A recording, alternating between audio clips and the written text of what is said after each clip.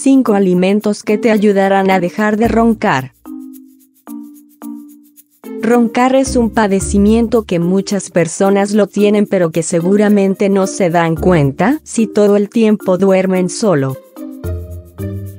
La obesidad, las alergias y el tabique desviado pueden ocasionar los molestos ronquidos, pero existen ciertos alimentos que te pueden ayudar a evitarlos, asegura la National Sleep Foundation. 1. Tofu.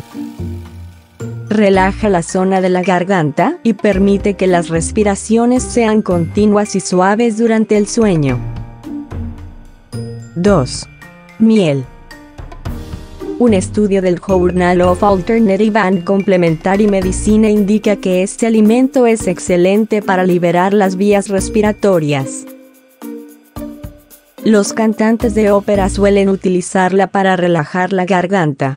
Imítalos, si no quieres dar tu propio concierto. 3. Pescado. Las carnes rojas pueden generar espasmos leves en las arterias y, como resultado, obstruir las vías aéreas. Lo mejor es que optes por comer pescados ricos en omega 3, ideales para relajar los músculos de la garganta. 4. Té de menta. La Universidad de Maryland señala que esta hierba es un descongestivo natural que elimina la flema adherida a las fosas nasales, que impide respirar normalmente. 5. Leche de soya. Ahora ya no tienes excusa alguna, cualquiera de estos alimentos te ayudarán a dejar de roncar.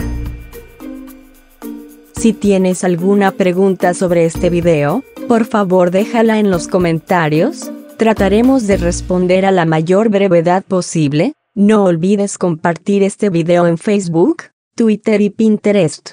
Hasta luego.